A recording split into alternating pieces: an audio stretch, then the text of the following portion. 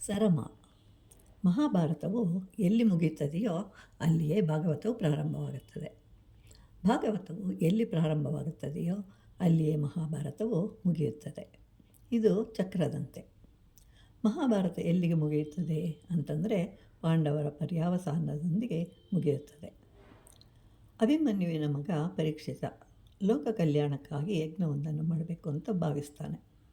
ಪರೀಕ್ಷಿತನ ಮಗನೇ ಜನಮೇಜಯನು. ಅವನಿಗೆ ಸರ್ಪಯಾಗ ಮಾಡಬೇಕೆಂದು ಸೂಚಿಸುತ್ತಾರೆ. ಅದಕ್ಕಾಗಿ ಅನೇಕ ವಸ್ತುಗಳು ಬೇಕಾಗುತ್ತವೆ. ಅದನ್ನೆಲ್ಲ ಜೋಡಿಸಿ ಇಟ್ಟಿರುತ್ತಾರೆ. ಆಗ ಅಲ್ಲಿಗೆ ನಾಯಿಯೊಂದು ಬರುತ್ತದೆ.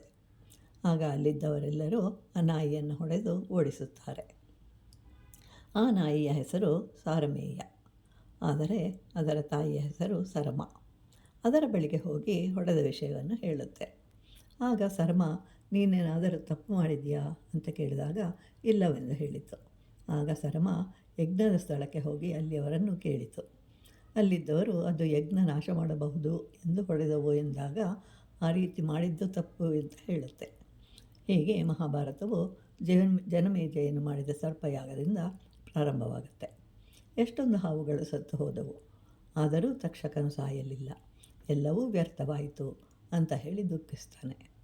ಇದನ್ನು ವ್ಯಾಸರು ಗ್ರಹಿಸಿ ಶಿಷ್ಯರಲ್ಲಿ ಒಬ್ಬರಾದ ವೈಶಂಪಾಯನರು ಬಂದು ಜನಮೇಜಯನಿಗೆ ಮನಸ್ಸಿಗೆ ಶಾಂತಿ ಲಭಿಸುವಂತೆ ಮಾಡ್ತಾರೆ. ಮಹಾಭಾರತದ ಕಥೆಯನ್ನು ಹೇಳ್ತಾರೆ. ಹೀಗೆ ಮಹಾಭಾರತ ಪ್ರಾರಂಭವಾಗುತ್ತೆ. ಧರ್ಮರಾಯನು ತಮ್ಮಂದಿರೊಂದಿಗೆ ಮಹಾಪ್ರಸ್ಥಾನಕ್ಕೆ ಹೋಗುವಾಗ ಪರೀಕ್ಷಿತನನ್ನು ರಾಜನನ್ನಾಗಿ ಮಾಡಿ ಹೊರಟರು. ಭಾಗವತವು ಪರೀಕ್ಷಿತನಿಗೆ ರಾಜ್ಯಾಭಿಷೇಕವನ್ನು ಮಾಡುವುದರಿಂದ ಪ್ರಾರಂಭವಾಗುತ್ತದೆ. ಒಂದು ದಿನ ಬೇಟೆಗೆ ಹೋದಾಗ ಋಷಿಯೊಬ್ಬರಿಗೆ ಸತ್ತ ಹಾವನ್ನು ಹಾಕುವುದರಿಂದ ಅವರು ಕೊಟ್ಟ ಶಾಪ ಪರಿಹಾರಕ್ಕಾಗಿ ಶುಕಮುನಿಗಳು ಭಾಗವತವನ್ನು ಪರೀಕ್ಷಿತ ಮಹಾರಾಜನಿಗೆ ಹೇಳ್ತಾರೆ. ನಿನಗೆ ಇಂದು ಸಾವು ತಪ್ಪುವುದಿಲ್ಲ, ಆದರೆ ನಿನಗೆ ಆತ್ಮಜ್ಞಾನ ಉಂಟಾಗುತ್ತದೆ. ಪಾಂಡವರು ಮಹಾಪ್ರಸ್ಥಾನಕ್ಕೆ ಹೊರಟಾಗ ಅವರೊಂದಿಗೆ ನಾಯಿಯೊಂದು ಬರುತ್ತದೆ.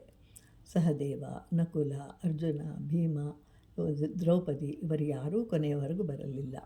ಆದರೆ ನಾಯಿಯು ಧರ್ಮಜನೊಂದಿಗೆ ಇತ್ತು. ಸ್ವರ್ಗ ಬಂದಾಗ ದೇವೇಂದ್ರನು ನಾಯಿಯನ್ನು ಬಿಟ್ಟು ಬಾ, ಈ ವಿಮಾನದಲ್ಲಿ ಕುಳಿತುಕೋ ಅಂದಾಗ ಈ ನಾಯಿಯು ನನ್ನೊಂದಿಗೆ ಬಂದಿದೆ, ಅದನ್ನು ಗೌರವಿಸುವುದಾದರೆ ಬರುತ್ತೇನೆ ಎಂದಾಗ ದೇವೇಂದ್ರನು ಆಗಲಿ ಅಂತ ಹೇಳ್ತಾನೆ.